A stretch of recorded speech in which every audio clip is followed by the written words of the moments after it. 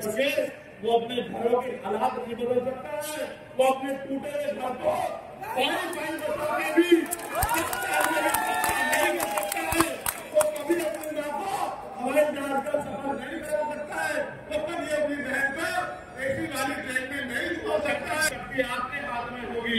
आप ये जानते हो नहीं जानते हो कि जिस दिन से आप लोगों ने, मैं पुनः धन्यवाद करूंगा आपका कि आपने एक एक पैसा जुटा के, जब मैं नगीना में चुनाव लड़ रहा था तो मेरे हाथों को मजबूत करने के लिए भेजा और आपके उस पैसे से इतनी ताकत मिली कि आज आपका बेटा चंद्रशेखर आजाद दिल्ली में पार्लियामेंट में खड़े होकर आपके सारे अधिकारियों के लिए संघर्ष करने का काम किया।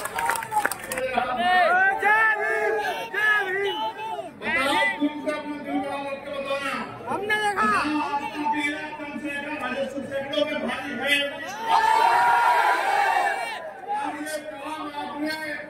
केंद्र में तो कर दिया, दिल्ली में तो कर दिया, लेकिन उत्तर प्रदेश में ये काम नहीं हुआ। जब तक उत्तर प्रदेश में मेरे जैसे लोग विधानसभा लखनऊ में जाके और सरकार के हाथों में आगे जाके आपके अधिकारों के लिए संघर्ष नहीं करेंगे, आपके अधिकारों में जो डाका पड़ रहा है उस डाके को खत्म करने का काम नहीं करेंगे, आपके क्षेत्र की समस्याओं के लिए आवाज उठाने का काम नहीं करेंगे, तब तक मुझे नहीं लगता कि गाजियाबाद में कोई बदलाव हो सकता है। बाकी लोगों में तो ये मौका 2027 में आएगा, लेकिन आप तो बड़े किस्मत वाले हो, आप तो बड़े खुशहाल हो, आपके हिस्से में तो 1 साल बाद ही इसी साल आपके चुनाव के 1 साल बाद और इसी साल 2024 में आपके सामने तो पुनः वो मौका आ गया है कि आप अपनी पिछली भूल को सुधार करके और अपनी आवाज को उठाने वाला चंद्रशेखर आजाद जैसा एक सिपाही लखनऊ में आप लोग भेज सकते हो अगर आप मानसिक और शारीरिक रूप से तैयार हो जाओ। और मैं आपको विश्वास दिला कहता हूँ, पार्टी ने जिस व्यक्ति को जहाँ जिम्मेदारी दी है कि वो आपकी आवाज को उठाने का काम करेगा, मैं उसके संघर्ष को जानता हूँ, मैंने उसके संघर्ष को देखा है। एक बार दिल्ली का पानी बंद करके अपने आंदोलन को, किसानों के आंदोलन को कामयाब कराने का काम उन्होंने किया। और अभी जो शिक्षा माफियाओं के खिलाफ आंदोलन कर रहे हैं, मजदूरों के, किसानों के, नौजवानों के, बेरोजगारी के खिलाफ जो आंदोलन कर रहे हैं, उस आंदोलन में भी बहादुर भाई को आपने वोट की तरफ से असेंबली में भेज दिया, उनका गाजियाबाद में आपके हितों की रक्षा होगी या नहीं होगी बताओ? क्या गाजियाबाद में आपके अधिकारों पर कोई डाका डाल पाएगा? सरकार के सारे विधायक सांसद एक तरफ और आपका अकेला सतपाल चौधरी एक तरफ। याद रखना मेरी बात, सरकार के गुंडों के जो गुंडे बंद कर दिए,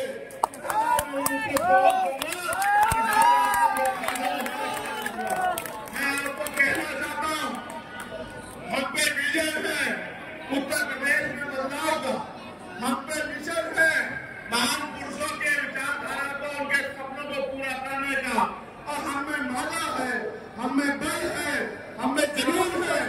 ये गरीबी, बेबसी, लाचारी, बेरोजगारी, महंगाई, जुर्म जाति खत्म करने का, और जब तक किसी के अंदर संकल्प नहीं होता, माननीय काशी राम साहब कहा करते थे कि तमन्ना अगर सच्ची हो तो रास्ते 1000 होते हैं, तमन्ना अगर झूठी हो तो बहाने 1000 होते हैं। हमारे दिलों में तमन्ना है कि आजादी के 75 साल बाद तो अब दलितों को, पिछड़ों को, आदिवासियों को, मुसलमानों को, अन्य धार्मिक अल्पसंख्यकों को और उनको भी सामान्य जाति के उन गरीब लोगों को जो दुख जाति सह रहे हैं, उनकी जिंदगी में आप खुशहाली आनी चाहिए। जो सरकारें उत्तर प्रदेश के केंद्र में रहती हैं, आप ये जानते हो कि वो तानाशाही वाली सरकारें हैं। अगर उनका आदमी भी उनके खिलाफ, उनके भ्रष्टाचार, उनके झूठ, उनके झूठे वादे या उनकी झूठी नीतियों के खिलाफ, तानाशाही के खिलाफ अगर आवाज उठाता है तो वो तो उसके अपने नहीं रहते, उत्तर प्रदेश की जनता के अपने कैसे होंगे। आप ये देखो किस तरह से बुलडोजर के जरिए और तमाम तरीकों से जुर्म जाति को बढ़ावा दिया जा रहा है, संविधान को कुचलने का काम किया जा रहा है। नीले पट्टे वालों की तरफ। अगर आज पूरा देश किसी की तरफ देख रहा है तो नीले पट्टे वालों की तरफ देख रहा है। ये नीले पट्टे वाले अब क्या करेंगे? लेकिन मैं भी ये मानता हूं कि जब ये नीले पट्टे वाले संकल्प लेकर किसी और निकलते हैं तो फिर रास्ते खुद ब खुद बन जाते हैं।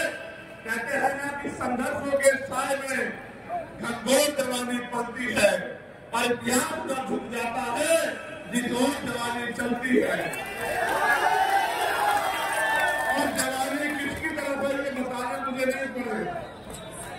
जवानी चाहे वो गाजियाबाद की हो या जवानी चाहे सिद्धार्थनगर नेपाल बॉर्डर की हो या जवानी दिल्ली में बैठे नौजवानों की हो, जवानी आज क्रांति का रास्ता अपना चुकी है। और जब तक वो सत्ता में बैठे लोगों का घमंड नहीं तोड़ेगी, सत्ता में बैठे लोगों का अहंकार नहीं तोड़ेगी, और जब तक वो इस भारत को संविधान के जरिए चलने वाला भारत सम्राट अशोक के सपनों का भारत नहीं बना देती, तब तक वो रुकने वाली नहीं है। ये गांधी है और ये समय के साथ चलती है।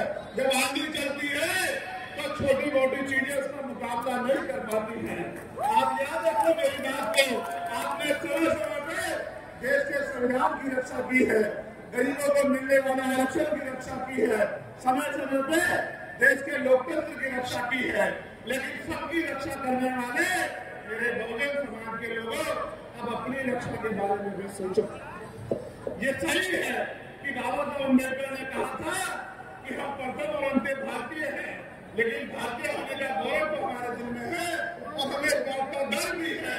लेकिन जब तक भारत में गरीबों, किसानों, मजदूरों, नौजवानों, महिलाओं को सम्मान का जीवन नहीं मिलेगा, तब तक फिर भारत के गौरव के साथ बातों बातों में नारे लगाते खड़े रहना कोई अच्छी बात नहीं है।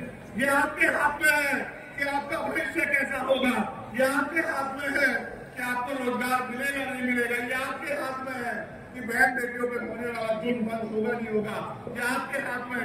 मेरी बहन यहाँ खड़ी है, मैंने उनको संघर्ष करते देखा।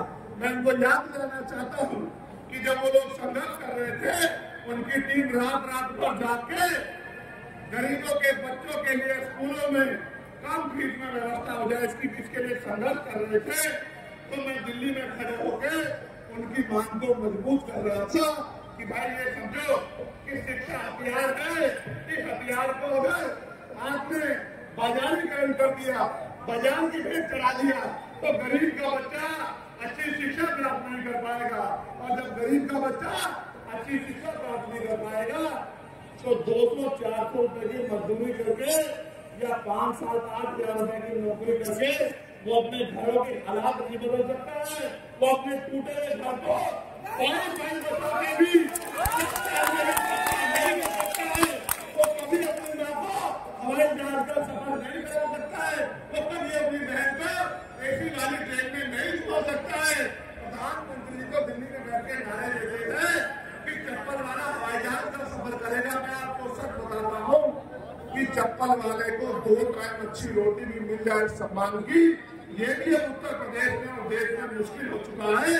इसलिए मैंने मांग उठाई थी कि अगर बदलाव चाहते हो तो फिर करो कि राष्ट्रपति हो, प्रधानमंत्री हो, विधायक हो, मंत्री हो, मुख्यमंत्री हो, राज्यपाल हो या कोई भी ऐसा व्यक्ति जिसको सरकारी शिक्षा मिली है, सुरक्षा मिली है, सुविधा मिली है या उसको आर्थिक मदद होती है, चाहे वो क्लास 1 का अधिकारी हो या क्लास 4 का अधिकारी हो, चाहे वो डीएम एसएसपी हो या एसडीएम एडीएम हो या दरोगा सीओ हो या कोई और अधिकारी हो, सबके बच्चों को सरकारी स्कूलों में पढ़ाने की इजाजत देनी चाहिए और कानून बना देना चाहिए। सरकारी अधिकारी, कर्मचारी, नेताओं के बच्चे सरकारी स्कूल में पढ़ेंगे। आप देखो, महसूस करके अपने दिल पे हाथ रख के महसूस करो। एक ही क्लास में मुख्यमंत्री का बेटा बैठा होगा, उसकी बराबर वाली टेबल पे मजदूर का बेटा बैठा होगा, उसके बराबर वाली टेबल पे एसडीएम का बेटा बैठा होगा, उसके बराबर वाली कुर्सी पे टिकट नागर भाई मेरे जैसे किसान का बेटा बैठा होगा, मजदूर का बेटा बैठा होगा। अगर वो बुराई परवाह नहीं करेंगे तो अपने बच्चों की परवाह तो करेंगे। ये जो बड़े बड़े प्राइवेट सेक्टर के स्कूल बना के खड़े कर दिए, गरीब लोग इसके सामने से तो गुजर सकते हैं, लेकिन खुद को और अपने बच्चों को इन स्कूलों में अंदर नहीं पहुंचा सकते, उनके क्लास तक अपने बच्चों को नहीं बिठा सकते। जब ये इतनी बड़ी खाई पैदा हो जाएगी तो गरीब का बच्चा कैसे जो है इन अमीरों के बड़े बड़े स्कूलों का मुकाबला करेगा। साथ साथ मैंने ये मांग भी की है कि जितने भी सरकारी कर्मचारी